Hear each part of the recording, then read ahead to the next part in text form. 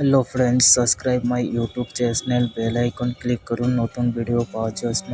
Finally চলে এসেছি Benaras Kashi Biswanath temple. এখানে সবাই শিব ত্রিশূল পুজো ফটো নিচ্ছে।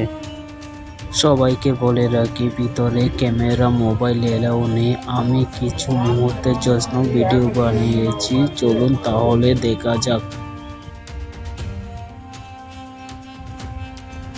এটা হলো কাশী বিশ্বনাথ টেম্পল।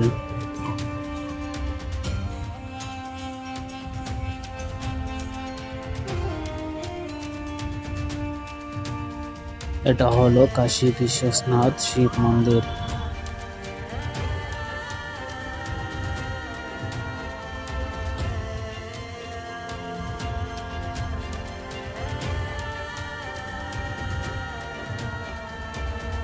কাশী বিশ্বনাথ টেম্পল দেখা হয়ে গেছে। আমি এখন কাশী বিশ্বনাথ শিব ত্রিশূল ফটো নেওয়ার জন্য যাচ্ছি। কাশী বিশ্বনাথ টেম্পল যেমন ভিতরে সুন্দর, বাইরে অনেক সুন্দর। সবাইকে বলবো একবার দেখার জন্য।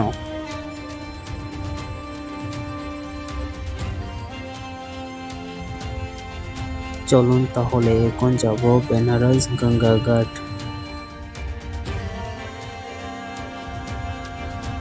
এখন যাচ্ছি গঙ্গা ঘাটে। এখান থেকে 3 কিলোমিটার দূরে হবে গঙ্গা ঘাট।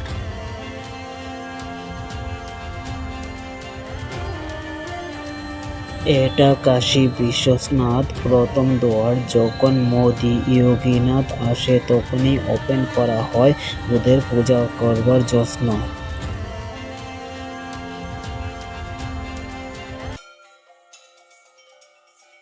ফাইনালি চলে এসেছি গঙ্গা ঘাট। চলুন তাহলে গঙ্গা ঘাট দেখা যাক। এখান থেকে কিছুক্ষণ দূরে গঙ্গা ঘাট। এটা হলো গঙ্গা ঘাট। আমি ভেবেছিলাম গঙ্গা ঘাট পুরা ঘুরবার জন্য, কিন্তু ঘুরতে পারলাম না, পানির এত স্রোত।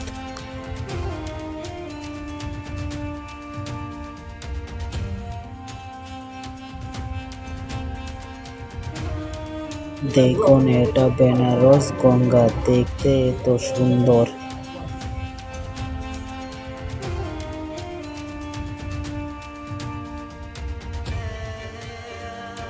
এখন পুরো গঙ্গা ঘাট ঘুরে নিলাম। চলুন তাহলে যাওয়া যাক।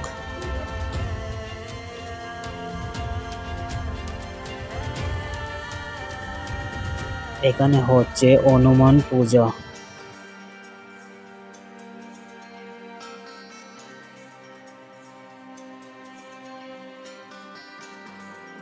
বেনারস কাশী বিশ্বনাথ টেম্পল গঙ্গা ঘাট দেখা হয়ে গেছে। এখন যাব বেনারস রেলওয়ে স্টেশন।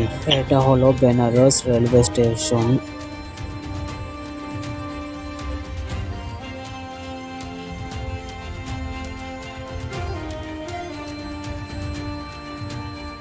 চলে এসেছি বেনারস রেলওয়ে স্টেশন ভিতরে।